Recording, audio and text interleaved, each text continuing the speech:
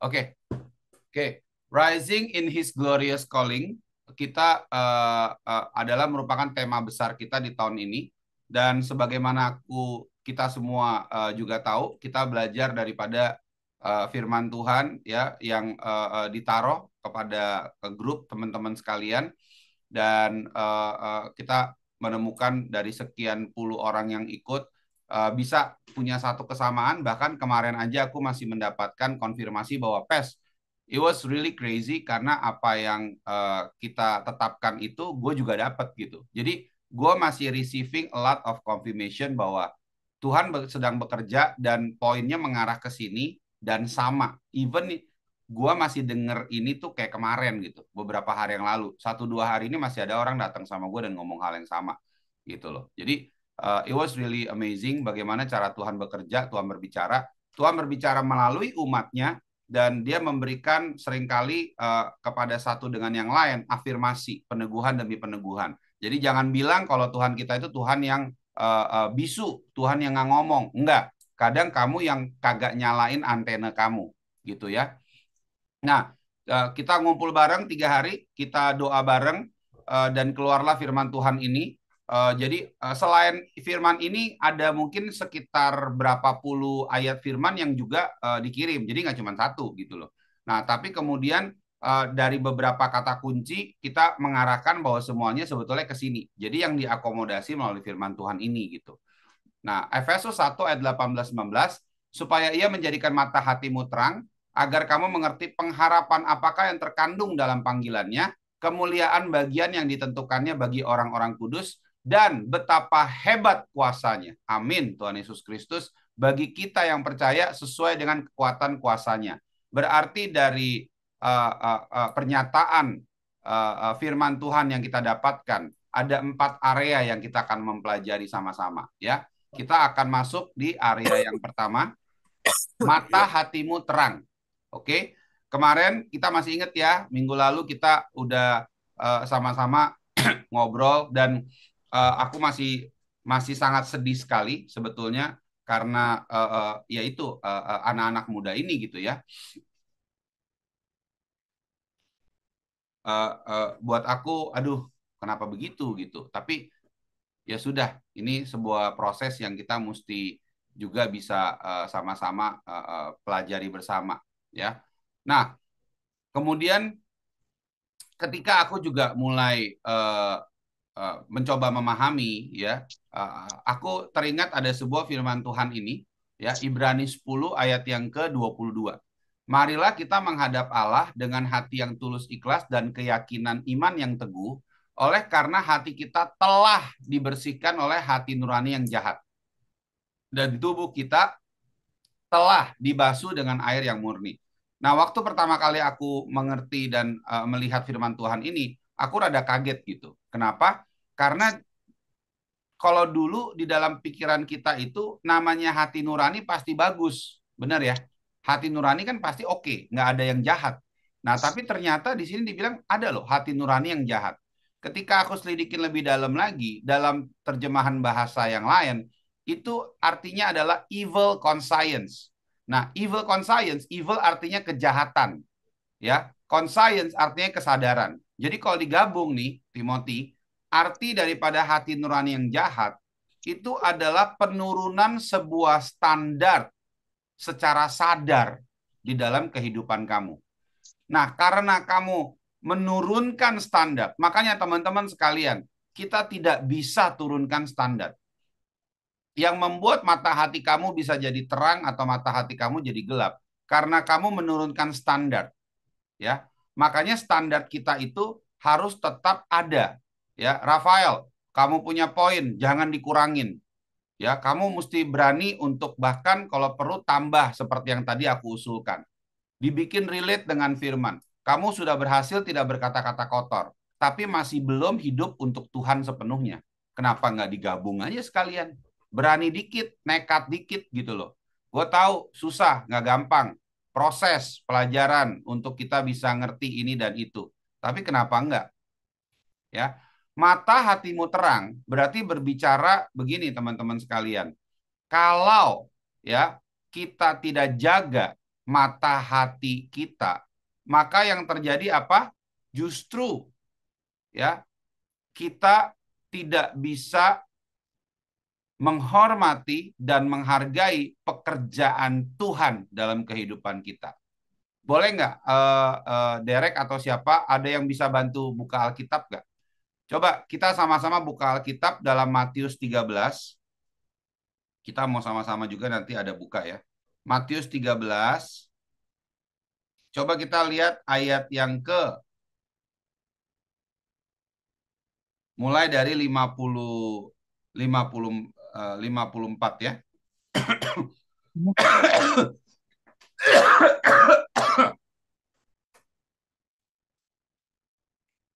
Nah, kalau kamu lihat nih ayat yang ke-54. Nah, ini udah keluar nih, ya.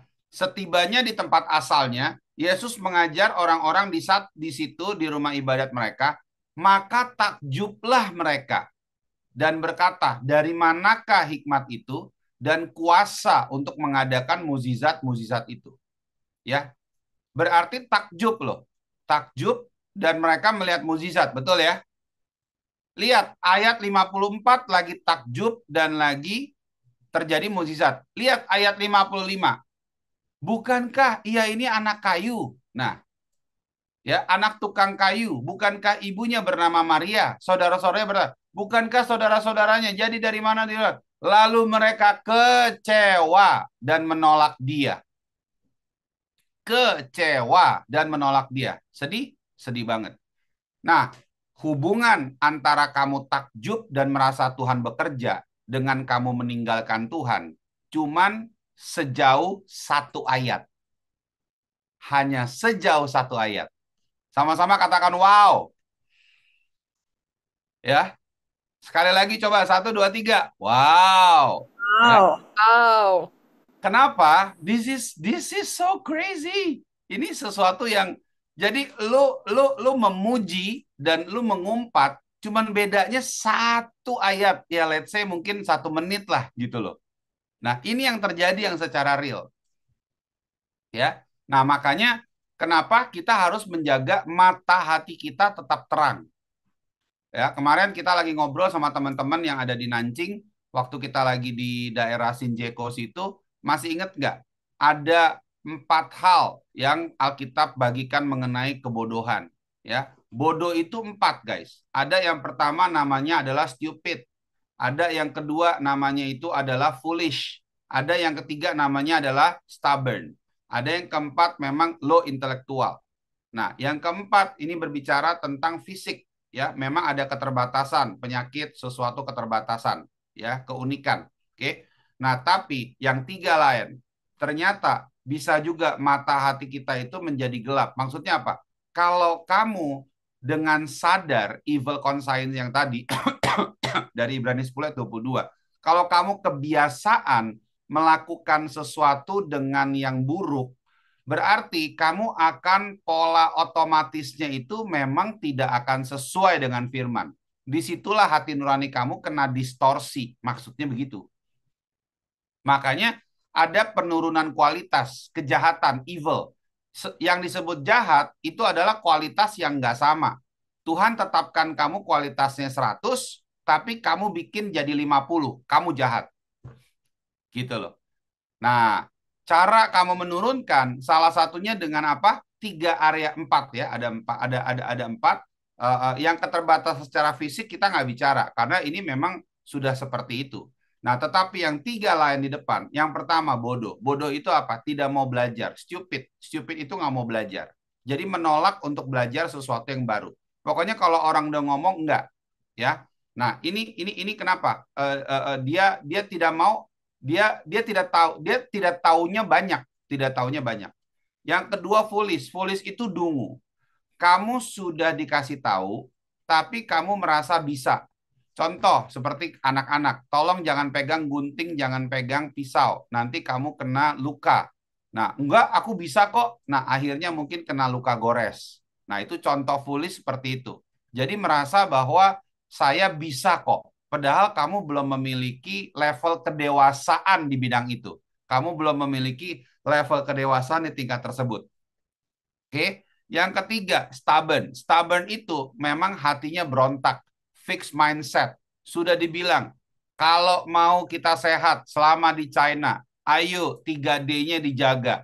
Tetap malah kelahi di kepala, lalu kemudian tidak dilakukan. Fixed mindset. Dan rata-rata orang yang fixed mindset atau pikirannya tidak bisa berubah. Mereka merasa mereka sedang melakukan sebuah proses ya growth mindset. Nah, kadang suka aneh begitu tuh. Jadi orang yang fixed mindset ngerasa diri mereka itu growth mindset. Padahal sebenarnya lagi fix banget. Justru lu mesti belajar. Buka dong pikiran lu. Siapa bilang di China kita nggak bisa kenal Tuhan? Siapa bilang di China kita dengan keterbatasan?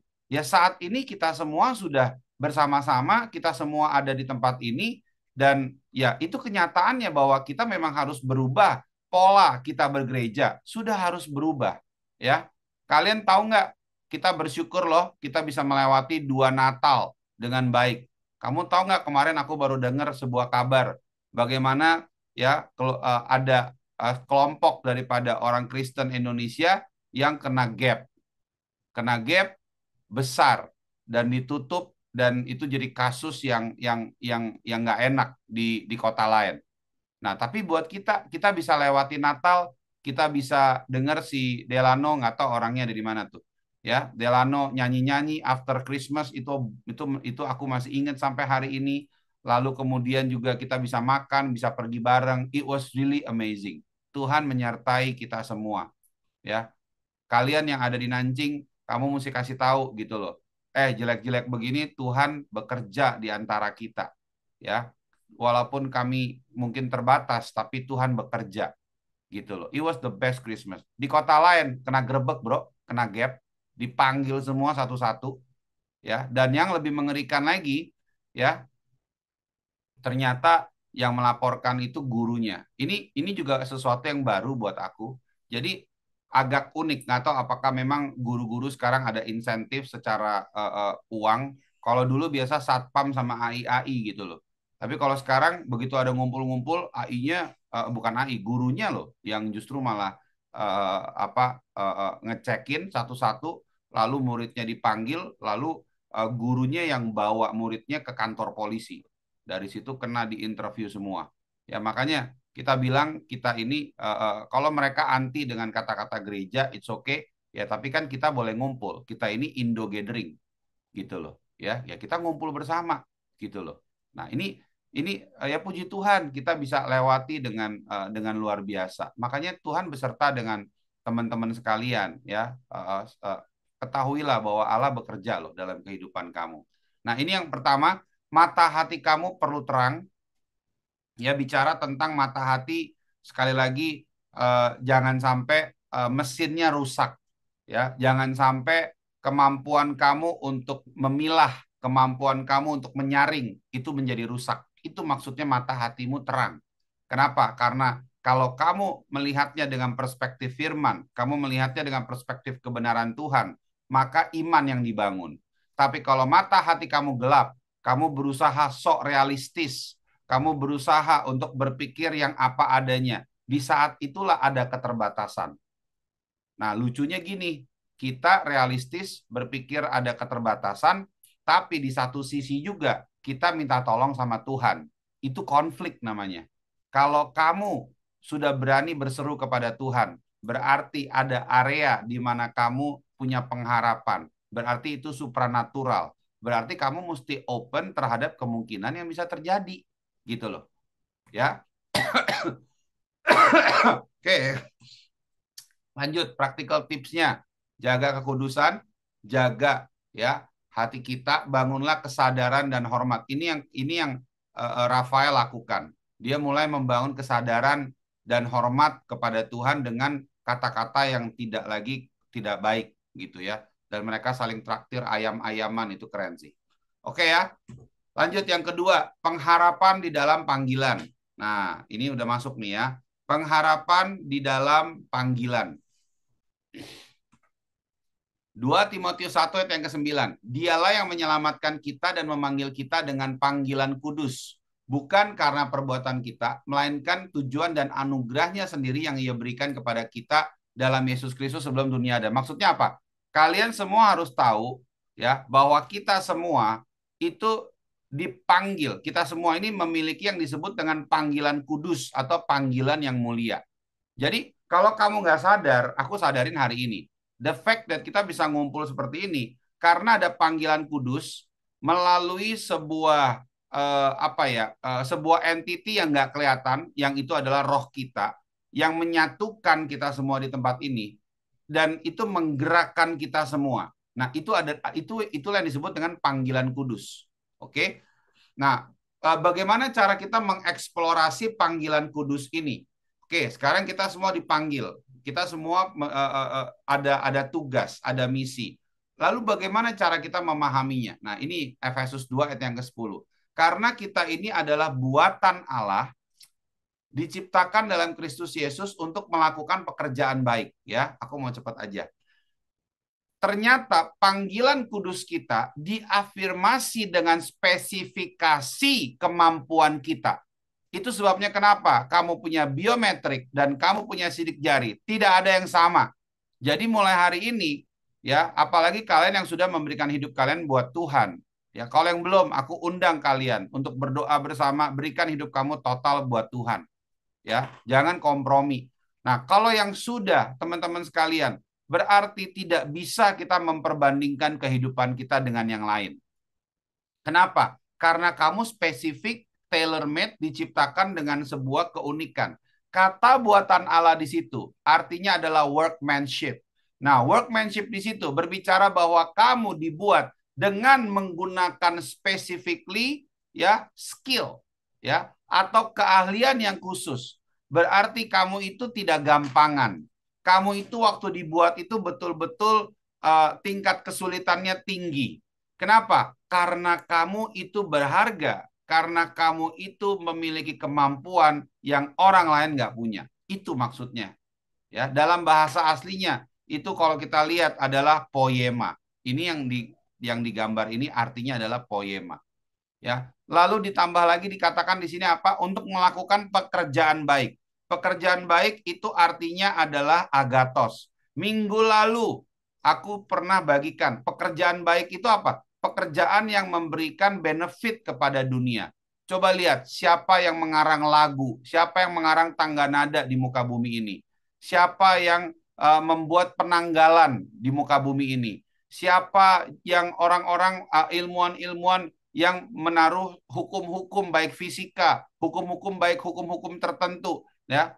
Kita lihat para ilmuwan yang ada dari mulai zamannya Copernicus, Galileo, sampai kepada Francis Collins, sampai kepada Blaise Pascal. Nah, itu kenapa? Pekerjaan baik. Jadi kehadiran kamu pasti akan memberikan sebuah kontribusi. Makanya mulai semakin fokus di dalam panggilan kudusnya kamu. Jangan sampai kamu kena tipu. Kamu kena tipu dibikin distraction. Dibikin distraction. Aduh, jangan sampai kena tipu sampai kamu kena distraction. Fokus kepada panggilan kudusnya ini. Apa yang Tuhan ingin lakukan dalam kehidupan kamu. Ya, does it make sense? Halo? Nah, kemudian minggu lalu juga aku bagikan tentang Galatia 6 ayat yang ke-9. Janganlah kita bosan melakukan hal yang benar. Sebab kemudian kita akan menuai hasil yang penuh berkat apabila kita tidak patah semangat dan tidak putus asa. Jangan bosan melakukan yang benar. Alkitab ajarkan kita kepada kita seperti itu. Lakukan saja terus-menerus. Jangan pernah bosan. Kenapa? Tuhan berkenan. Tuhan suka kamu melakukan yang benar. Nggak apa-apa nggak terkenal. Nggak ada ayatnya hidup itu mesti terkenal. Nggak ada di Alkitab. Mana ayatnya yang bilang lu mesti terkenal populer di antara sebangsa sedunia. Ya, nggak ada istilah kamu harus menumpas sebuah wilayah, kamu perang, kamu kuasai, dan ketika itu kamu jajah. Waktu kamu jajah, maka kamu akan menjadi perpanjangan tangan Tuhan. Nggak ada, itu semua nggak ada kayak begitu. Ya, Israel hanya perang karena disuruh pindah tempat. Tuhan Allah kita bukan Tuhan Allah yang menyukai peperangan. Ya, makanya jangan bosan melakukan hal yang benar. Jangan bosan. Ya, jangan bosan melakukan hal yang benar. Oke? Nah, fokus. Pengharapan di dalam Tuhan, practical tipsnya apa? Mari terus lakukan yang benar. Setia pada panggilan Tuhan. Ayo, mulai nulis panggilan saya apa. Contoh kayak Ime, nyanyi suaranya bagus. Kayak Kesia, moderasi. Contoh Marta, Aaron, cara berpikir intelektual, researcher. Deborah, Rafael, kita semua ya aku bisa Derek ya, LRL, bahkan juga Jason ya, Delano udah jelas, Timothy, Timmy. Ya, kita semua punya spesifik limitnya itu apa? Panggilan kudus, panggilan mulianya kamu itu apa? Felix gitu ya. Tidak ada yang kebetulan. Raymond, tidak ada yang kebetulan. Terus develop, terus develop. Gue ini kayak begini, gue ini sebetulnya orangnya kayak gimana ya? Gue ini seperti apa ya? Gitu loh. Nah, ini loh ya yang aku mau kita semua pahami. Oke, lanjut ya. Dalami panggilan kamu. Hidup itu hari demi hari, minggu demi minggu harus semakin dalam. Jangan makin nggak ngerti gitu loh. Jangan sama ya. Ada salah satu saudara kita ngobrol. Aku tanya, bedanya kamu tahun lalu sama tahun ini apa? Ada perubahan nggak? Harus ada. Apa bedanya kamu tahun lalu? Apa bedanya kamu tahun ini? Jangan tahun lalu, saya bingung, saya bimbang. Tuhan ada di mana? Oh, Tuhan ada di mana? Tahun ini masih sama. Bingung terus bertahun-tahun. Itu kan masalah. Berarti kamu tidak mendalami panggilan. Itu pasti karena kamu tidak fokus dan prioritas mencari. Firman Tuhan bilang kalau kamu mencari, kamu akan mendapatkan. Ketuklah pintu, maka akan dibukakan kok. Gitu loh. Kalau kamu nggak ketemu, nah kenapa kamu nggak ketemu? Ya, ini bicara panggilan. Ayo, fulfill your great calling. Oke. Yang ketiga, kekayaan kemuliaan bagi orang-orang kudus. Berapa dari kita tahu ya selama beberapa minggu yang kemarin ya kalau kita bicara tentang kekayaan, kita berbicara tentang kemuliaan ya. Kita kemarin tahu bahwa di Los Angeles, Amerika terjadi kebakaran yang besar ya. Ini aku kasih gambarnya di sini. Kebakarannya begitu besar. Nah, karena kebakarannya begitu besar, tahu nggak kamu bahwa saat kita jadi tahu bahwa satu rumah di sana harganya 240 miliar. Satu rumah. Satu rumah harganya 240 miliar. Yang paling mahal satu rumah itu harganya bisa 2,3 triliun. Satu rumah, belum termasuk isinya. Rumahnya doang. Jadi lu kalau ke rumah model kayak begini, bagusan jangan pegang apa-apa. Tanamannya juga jangan lu pegang. Kalau patah, itu mungkin bisa jadi udah 2 miliar tuh. Tanamannya doang tuh, batangnya udah patah gitu ya. Jangan, lu datang lihat aja, nongkrong ya. 2,3 T bro, 2,3 triliun. Asosiasi pemikiran kita, cara kita berpikir teman-teman sekalian. Kalau dibilang bahwa kemuliaan, kekayaan bagi orang kudus ya, ini ayatnya kita baca dulu ya. Dan supaya menjadikan mata hatimu terang, ya, agar kamu mengerti apakah pengharapan yang terkandung dalam panggilan, kamu harus semakin mendalami panggilan. Betapa kayanya kemuliaan bagian ditentukan bagi orang kudus. Wah, otak kita langsung seneng. Kita ini adalah orang kudusnya Tuhan. Berarti luar biasa sekali. Gua akan semakin kaya dalam nama Tuhan Yesus. Mulai turun debu-debu emas. Tiba-tiba jalan, ngelihat ada intan, permata, mulai ngelihat ada batu berlian dan sebagainya. Puji Tuhan, ya. Mulai kita lihat Farrell, mulai ngelihat ke kolong dia punya tempat tidur. Aku mau sapu diamond dulu, habis itu aku mau puter-puter. Nah, cara berpikirnya seperti itu. Tetapi coba kalau kita lihat asosiasi tentang kekayaan, ya, kita berbicara tentang kemuliaan, ya, the glory, kemuliaan. Firman Tuhan katakan apa? Roma 8 ayat 18. Ini salah satu yang bagus banget. Kamu mesti catat, foto, screenshot, jadiin wallpaper ya. Namun penderitaan kita ini tidak ada artinya jika dibandingkan dengan kemuliaan yang kelak akan diberikan kepada kita. Wow, asosiasi kekayaan, penderitaan bro. Jadi kalau lu nggak menderita, kemuliaan yang mana yang sedang kamu pancarkan, itu sebuah pertanyaan. Kalau kamu hidupnya tidak pernah mau susah, tidak mau bayar harga, hanya prinsipnya vampir, Dracula, cuman hanya menghisap aja. Kamu memberi, tahu nggak, persembahan yang terbaik itu persembahan bukan dari kelebihan kamu, tapi persembahan totalitas hati kamu. Aku ulang ya, persembahan yang terbaik ya, bukan hanya persembahan kepada gereja, persembahan cara kamu hidup kepada sekeliling kamu, cara kamu mempresentasikan. Misalnya gini, lu mau bilang lu ini murid Kristus, tapi cara lu melakukan sesuatu itu standarnya itu bukan standar Tuhan, itu susah loh. Standar yang benar bukan dari berapa banyak yang kamu berikan dari sisi nominal, tapi totalitas hati kamu. Ya, kalau kamu bisa makan di restoran 2 juta, 3 juta, tapi kamu sendiri untuk traktir sahabat kamu, teman kamu, hamba Tuhan, Titi, untuk ajak Titi, kamu kesulitan, berarti hatimu itu sudah corrupted-nya seperti apa? Kenapa? Sudah tidak mau menderita sama sekali. Nah, ini loh yang berbahaya, ya. Asosiasi firman Tuhan mengajarkan kepada kita asosiasi daripada kemuliaan itu korelasinya dekat dengan penderitaan. Makanya dikatakan apa? Ikut Tuhan itu pikul salib sangkal diri. Ya. Kalau kita no pain no glory. Pernah dengar nggak istilah begitu?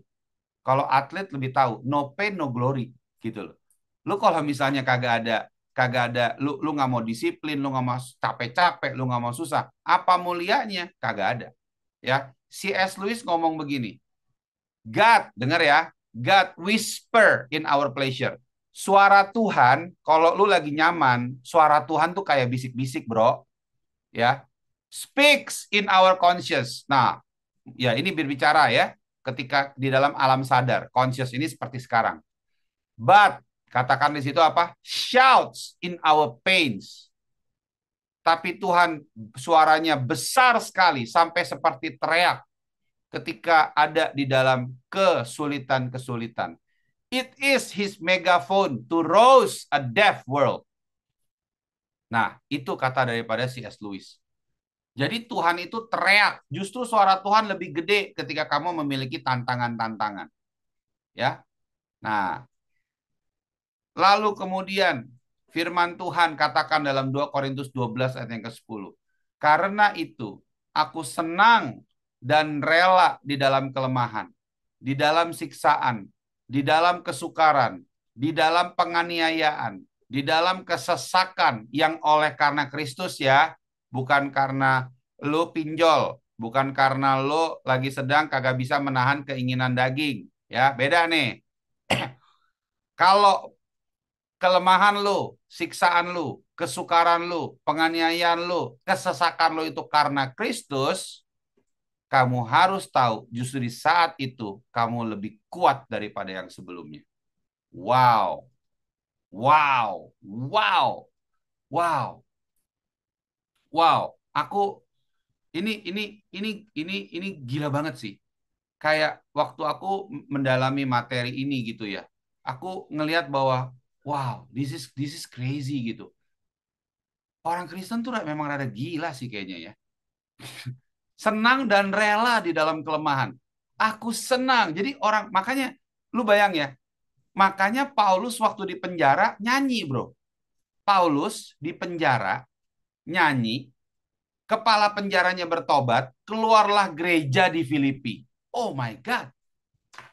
Oh my God gitu loh. Kayak jeder gitu. Cuman orang Kristen yang bisa mengubahkan penderitaan jadi sukacita gitu loh. We are, kita ini spesialis ya, the maker of happiness of the earth gitu. Ngerti gak? Jadi mestinya nih di antara kita nih, kalau misalnya Gavrila lagi bete ya, atau misalnya Matthew lagi bete, dia cari temennya dan dia akan langsung dengan gampang kena ke transfer bahagianya, jadi ketawa, wah gitu loh. Kenapa? Because we are the maker of happiness gitu, ada joyfulness gitu loh. Nah justru itu yang terjadi loh teman-teman sekalian. Makanya firmannya bisa begitu kuat sekali di sini. Karena itu aku senang dan rela di dalam kelemahan. Senang dan rela, lu secara consciously memang memilih gitu ya. Untuk kita ada di dalam kelemahan, siksaan, sukaran, dalam penganiayaan dan kesesakan oleh karena Kristus. Kenapa? Karena justru ketika aku merasa itu semua jelek, di saat itulah kedewasaan aku bertambah. Itu maksudnya kuat.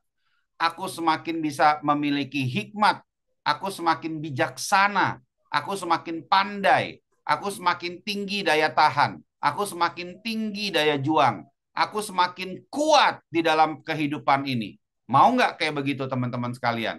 Halo? Mau nggak? Halo? Halo? Mau, mau. Mau nggak? Ya, Mau. jangan cuman pengennya gampangan, dangkal, ya, cuman nempel, cuman komersialisasi, bukan. Tapi ayo kita justru melihat kehidupan ini bertambah dewasa, naik level. Lo mau naik level, jangan tolak tantangan yang ada dalam hidupmu. Apa tantangan hidupmu yang sekarang ini kamu miliki? Ya, ngerasa bahwa kamu itu lonely, ngerasa kamu itu bokeh, ngerasa kamu itu apa. Jangan tolak. Justru di saat itulah kamu berproses bersama. Dan aku yang berani ngomong di tempat ini, aku akan dampingi kamu berproses. Kita dampingi. Ya, tenang. Prosesnya kita akan lewatin. Tapi kamu nggak sendiri. Kamu bukan anak-anak yang ada di lampu merah yang nggak jelas. Gitu loh. Tetapi ada orang yang mau sama kamu, mendampingi kamu. Aku pastikan kamu cukup makan, aku pastikan kamu cukup istirahat, tidur enak, masih ada AC, tapi berproses. Kita berproses. Makanya kenapa pastori kita dulu selalu ada Indomie, ada telur. Pokoknya sesedih-sedihnya hidup kalian, hidup kita, ya, kita tetap ada makan. Kita makan, kita kumpul, kita berproses bareng. Itu maksudnya, ya. Jangan kita hanya berpikir mau kenyamanan di atas kenyamanan, di atas kenyamanan, di atas kenyamanan, di atas kenyamanan. Kita hanya membangun hidup di atas kenyamanan. Sedih, ya. Bangkit buat teman-teman yang sedang merasa, aduh, aku sedang mundur imanku. Biasa, kalau di luar negeri itu kadang pelan-pelan tanpa sadar terjadi deviasi iman yang tadinya menyala-nyala buat Tuhan, imannya mulai pelan-pelan berangsur-angsur padam. Itu udah biasa. Aku ngeliat gitu udah generasi demi generasi, udah ratusan orang, udah ribuan orang. Nah, tapi aku mau di BCC generasi kali ini. Saling topang kalau ada sahabat kamu yang kayak begitu. Jangan pembiaran. Salah satu kejahatan terbesar bagi orang Kristen adalah pembiaran. Lu cuek. Lu lihat temen lu lagi sedang lemah. Lu lihat temen lu lagi sedang disorientasi. Lagi fatigue. Imannya lagi sedang berproses dan gak nyaman. Imannya lagi lemah. Tapi kamu diemin. Kamu gak berani tegur. Ini baru terjadi kemarin, ya. Ada keluarga kita yang lagi sedang berproses, ya. Tapi kemudian tidak ada orang-orang terdekat, padahal yang tinggal bareng, tidak ada yang menegur, sehingga kejahatan demi kejahatan terjadi. Orang Kristen itu hebat, luar biasa, tapi kalahnya sama pembiaran, kalahnya itu sama cuek, kalahnya itu sama acu tak acu. Kita terbiasa nggak mikirin orang lain, ya. Makanya aku terus terang jujur, salah satunya sangat terharu sama Joen, ya. Dimanapun aku kalau lagi bareng sama Joen, ya, aku masih ingat, ya, dia bisa cepet cepet tanggap, dia bisa kayak, ini mau ngapain. Kalau sama dia kayak nggak usah ngomong gitu, ngelihat aja dia udah jalan gitu, kayak punya antena kayak begitu gitu loh. Ngerti nggak? Nah, ada beberapa dari kita kemarin, salah satunya juga ada Rido gitu, ya. Ketika kita lagi sedang dalam keadaan yang sulit atau bagaimana, dia bisa langsung kayak lakukan sesuatu. Itu kebantu. Dari proses pemakaman ayahku, satu dari seluruh tamu yang datang, waktu itu cuma Rido yang kasih aku tolak angin. Itu yang datang banyak banget, ratusan. Waktu dia salaman, dia titipin tolak angin, Pes, I think you need to take this, gitu loh. Wah, thank you Rit, gitu ya. Setelah gua selesai, gua makan dia punya tolak angin, gua tidur tuh berapa hari itu. Nah, kita tidak akan bisa menjadi kekuatan bagi orang lain, berkat bagi orang lain, kalau lu cuek, ya. Tolak roh cuek, acu tak acu.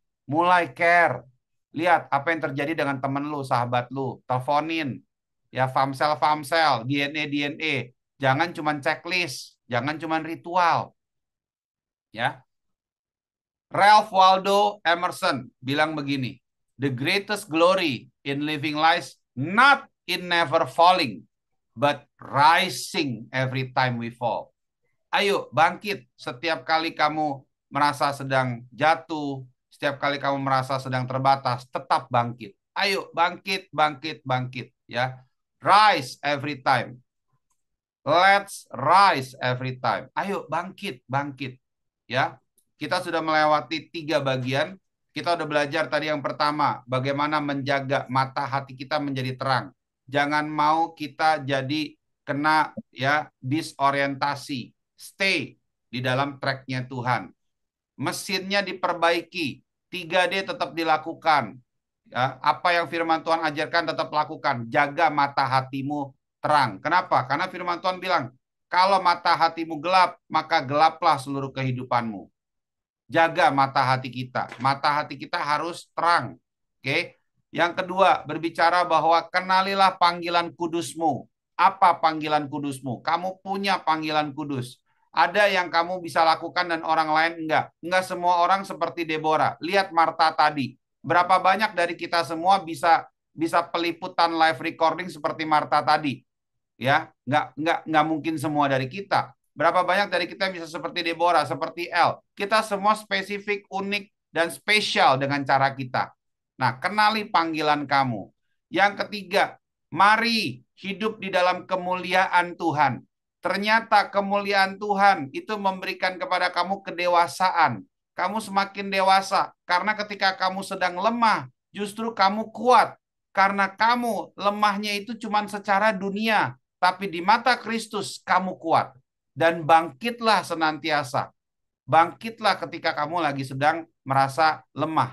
Ayo teman-teman, ayo saling kuatkan. Belajar untuk caring, belajar untuk tidak acuh tak acuh. Kalau lihat temen lu udah mau jatuh dalam dosa, suarakan kebenaran. Jangan bersembunyi di balik humanisme. Firman Tuhan bilang kalau saudaramu itu sedang tidak benar, tegurlah dia. Tegor, firman Tuhan kata-katanya tegor. Lo abis ini Google aja. Tegor, disuruhnya tegor kok. Tegurlah. Kan itu agak keras loh. Ya, keluarga Tuhan di tempat ini khususnya para murid Kristus, jangan pernah cuek. Selalu mikir, Rafael lagi di mana? Delano lagi di mana? Ya, Catherine Kurniawan bagaimana? Ya, Angelo, Widya, Fanny, L seperti apa? Belajar untuk caring. Ada amin? Nah, yang terakhir, supaya ia menjadikan kamu juga apa ya dan supaya ia menjadikan mata hatimu terang, kamu mengerti pengharapan tadi udah betapa kayanya kemuliaan dan betapa hebat kuasanya bagi kita yang percaya sesuai dengan kekuatan kuasanya. Gue mau cerita tentang Yakub ya. Kalau di dalam Alkitab kalian tahu ada Allah Abraham, Allah Ishak, Allah Yakub. Dipanggilnya 3 generasi, 3G.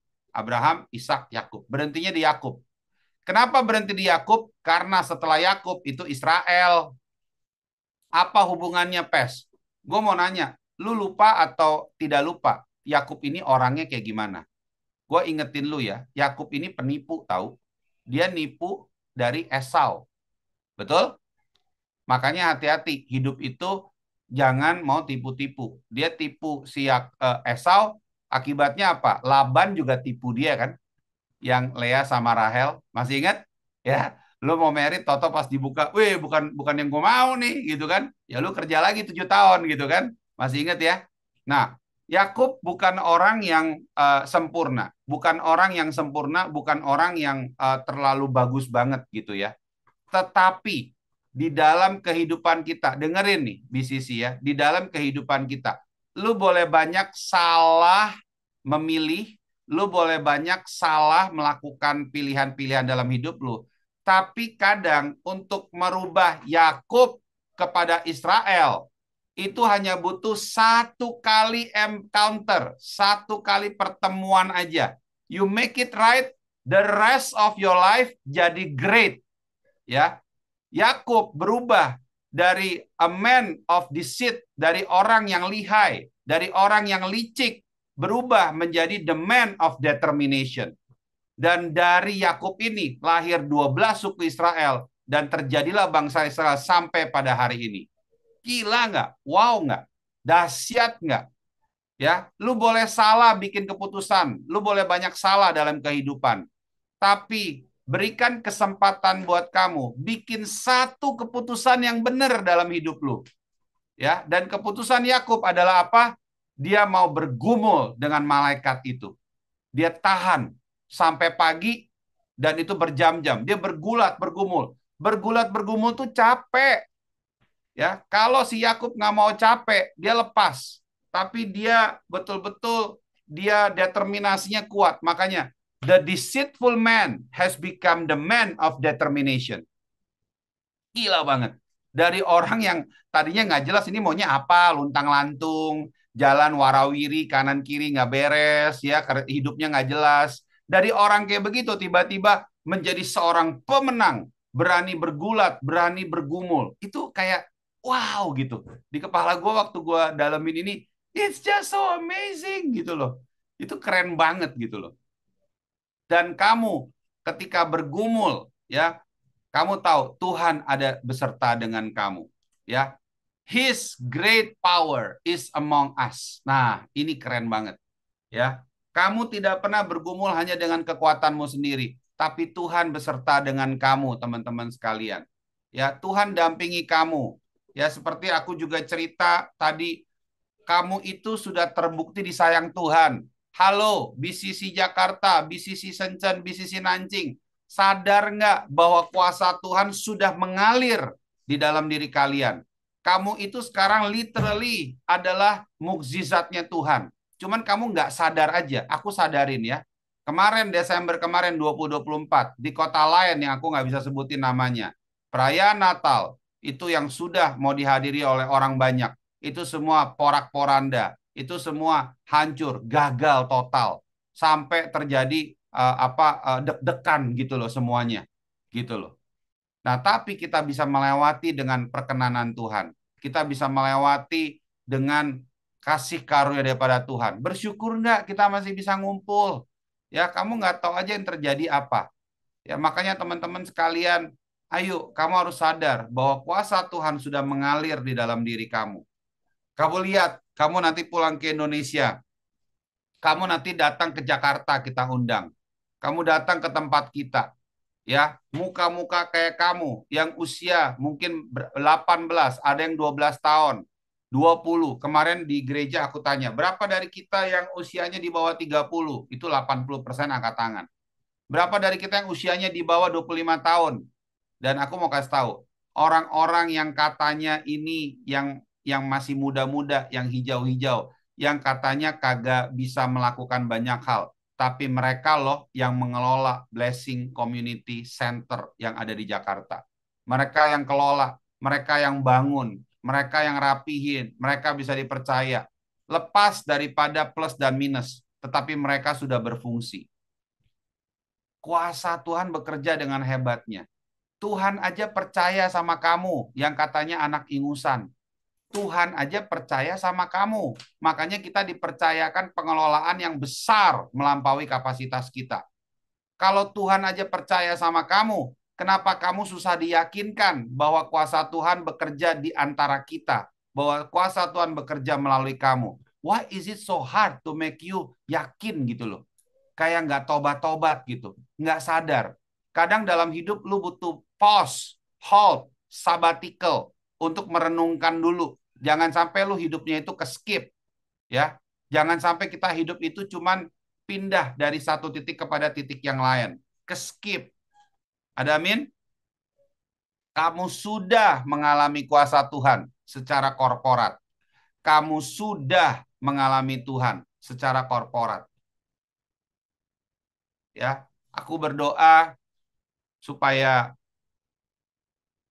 firman Tuhan yang malam hari ini dibagikan bisa memperdalam pemahaman dan pengertian kita semua. Ya, 4 hal yang kita pelajari. Yang pertama, jaga mata hati kamu. Jangan sampai mata hati kamu itu mesinnya rusak. Jika ya, katakan ya. Apa adanya di hadapan Tuhan. Jaga mata hati kamu. Itu mahal berharga melebihi duit miliatan. Ya, itu mahal berharga melebihi duit miliatan. Perdalam panggilan kudus yang Tuhan berikan dalam kehidupan kamu. Yang ketiga, siap-siap alamin kemuliaan Tuhan terus. Bangkit ketika kamu merasa kamu jatuh.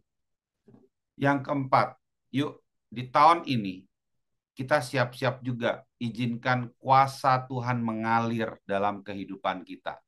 Mulai berani mendoakan orang. Mulai berani, kemarin aku di-update bagaimana Calvin juga bisa ketemu ada orang Kristen. Ya, aku berdoa ketika ketemu pertemuan-pertemuan seperti itu, kamu doain. Izinkan kuasa Tuhan bekerja. Ada kuasa yang mengalir. Biar orang ketemu lu beda dengan orang nggak ketemu lu.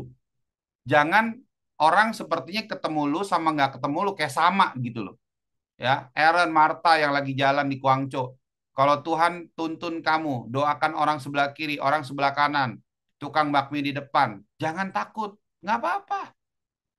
Woweni tau kau, sangti cufuta, amin. Nah, kadang sesederhana itu aja. Lu nggak usah doa yang membelah surga menurunkan malaikat, terlalu berlebihan. Kadang sederhana, ada orang sakit, aku berdoa, sembuh dalam nama Tuhan Yesus. Ada amin? Ya, ayo bertumbuh, bertumbuh, dan bertumbuh. Nah, sebagai penutupan, aku mau membawa kita kepada sebuah pemahaman yang jauh lebih tinggi. Ya, kalian pernah berpikir nggak, kenapa nama Tuhan itu adalah huruf konsonan, bukan merupakan huruf vokal? Ya, ada 26 alfabet. Tetapi nama Tuhan itu adalah konsonan, yaitu apa? Y, H, W, H. Betul ya? Kamu pernah berpikir nggak kenapa nama Tuhan itu Y, H, W, H? Ya, coba kamu ingat-ingat hal apa yang kamu lakukan pertama kali ketika kamu sedang atau kamu sudah lahir. Begitu kamu sudah lahir dari kandungan ibumu, hal apa yang pertama kali kamu lakukan dalam kehidupan kamu, dan kamu berpikir hal apa yang terakhir kali ketika kita juga mau tinggalkan dunia ini yang kita lakukan dalam hidup kita? Bernafas. Pernah kepikiran nggak kenapa nama Tuhan kita itu adalah YHWH? Karena kalau kamu mau mengucapkannya, the best pronunciations daripada YHWH itu adalah dengan kita menarik nafas kita. Dan kita buang nafas kita.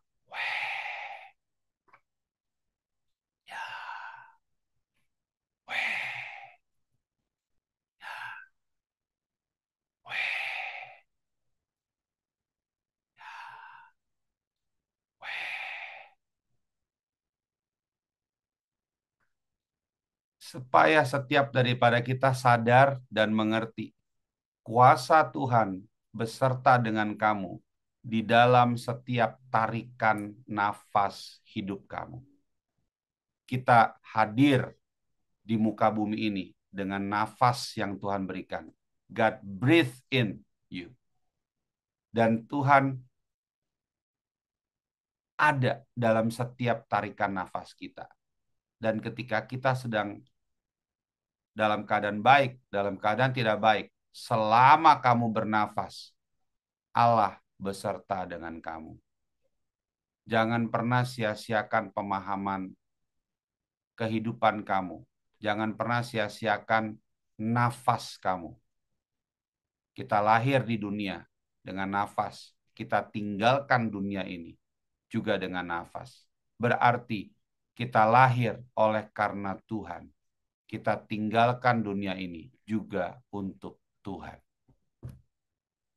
Ada amin? Risings in His glorious calling. Ayo bangkit. Tuhan Yesus memberkati kita semua. God bless you all. Hi BCC family. Hope you are blessed with today's sermon. But when the Bible said, berbahagialah orang yang mendengarkan firman Allah dan menaatinya. Jadi yuk aplikasikan firman Tuhan hari ini. I also encourage untuk teman-teman you follow our Instagram BCC Fams and subscribe to our YouTube channel supaya kita bisa sama-sama diperlengkapi dan bertumbuh bersama untuk serupa dengan Kristus. Dan bagi teman-teman yang butuh dukungan doa, konseling, dan mencari komunitas, boleh kontak melalui Natasha 0812 345 06768. Because you are loved, you are welcome. Let's grow together. See you soon, BCC family.